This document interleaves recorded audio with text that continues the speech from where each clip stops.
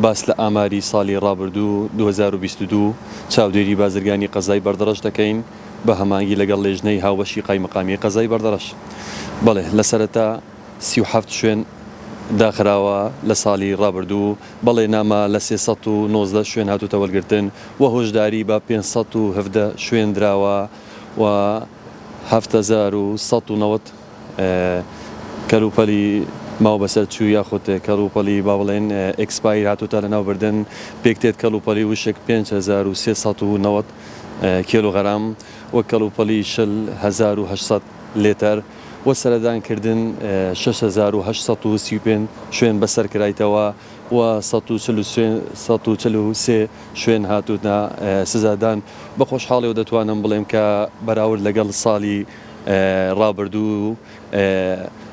کەلوپەلی ماوە بەسەر چوو یاخود سزادان یاخود هۆشداری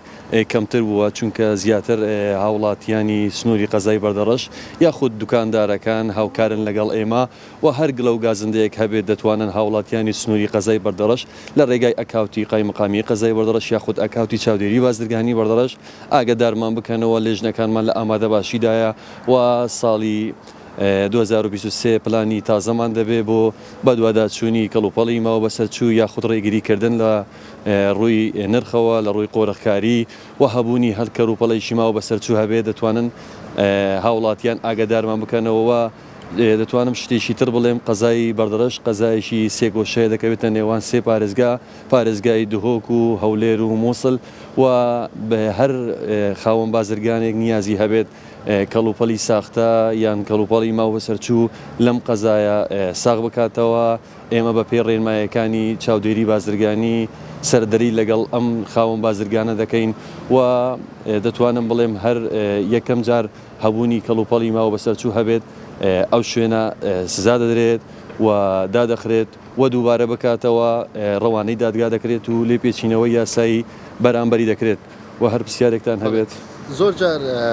باز لەوە دەکرێتن ئەو سزانەی کە ئێوە سزای بازرگانەکان دەیان خود ئەو کەسانەی کە کەلوپەلی ماوە بەسەر چوو دێنێت سزایەکە وا سووکە بە بەراورد کە سزاشی دەدەی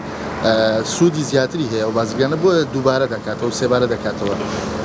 ئەو سزای کە ئێوە دیاری دەکەن لای خۆتانە یاخود بە پێی ڕێنمایی وەزارەتی دارایی ئێوە ئەو کەسانە سزا دەدەن؟ بڵێ کە با بڵێن ئەو سزادانانە بە پێی ڕێنمایەکانی وەزارەتی پیشەسازی و بازرگانیە لە وەزارەتەوە بۆمان دەردەکەوێت و لەلایەن ئێمە تێتە جێبەجێکردن و هەر ڕێنماییەکی نوێ دەربکەوێت لەلای ئێمە تێتە پەسەندکردن و ئەو کەس خاوەن دوکانە یان بە بڵێ ئەو خاوەن فرۆشگایە کە سزا دەدرێت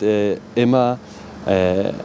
سزایکی قورسی بەسەردا دەستپێنین، چونکی بۆ ئەوەی دووبارە نەکاتەوە و ئەگەر دووبارە بکاتەوە ڕێوی یاسایشی ترمان هەیە ڕەوانەی دادگا دەکرێن و لەوێندەرەی لێ پیچنەوەی یاسایی بەرامبەری دەکرێت. کاکام ایران قورسترین سزا چ بووە و بەر چ مەواد بوو، یعنی کو هەوا سزا دابیدن شێن بوومە بەحث بۆڵێ قورسترین سزا ئەوەیە کە هەر هەبوونی کەلوپەلی ماوە بەسەر چوو بە هەموو جۆرێک شیاو نییە بۆ هاوڵاتیان کە با بڵێن بەکاری بێنن بۆ پێداویستی ڕۆژانیان، هەبوونی کەلوپەلی خواردنەوەمان هەبووە یانە هەر سزایەک درابێت بە خۆشحاڵی و دەتوانم بڵێم ئەگەر پێگیری پێ نەکرد بێت بۆ ئەوەی سزا دراوە و سزای قورس کە با بڵێن داخراوە و تا چەند ڕۆژێک ووە بڕی مادیش تا نزیکەی 5 ملیۆنیش هەیە سزا دراوە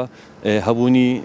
کەلوپەلی با بڵێن ساختەیان ماوە بەسەر چوو بێت. باشا و کەلوپەلانەی کە دەستی بەسەردا دەگرێتن یان خۆت ماوە بەسەر چووە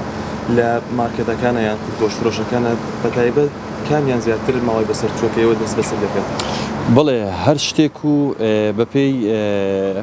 با بڵێم هەبوونی کەلوپەلی ماوە بەسەر چوو تەمەشای بەرواری دەکرێت. گەر بەرواری تاکە یەک ڕۆژیش ما بێت ئەو شتە نایێتە لە ناوبردن، بەڵام ئەگەر یەک سەعاتیش با بڵێن یەک کاتژمێر بەسەردا چوو بێت ئەو شتە دەست بەسەر دەکرێت. کەلوپەلانە چین کەوانە زۆرتر دەست بەسەردا دەکرێت؟ کەلوپەلی پێداویستی ڕۆژانە با بڵێن خواردن و خواردنەوە زیاترن.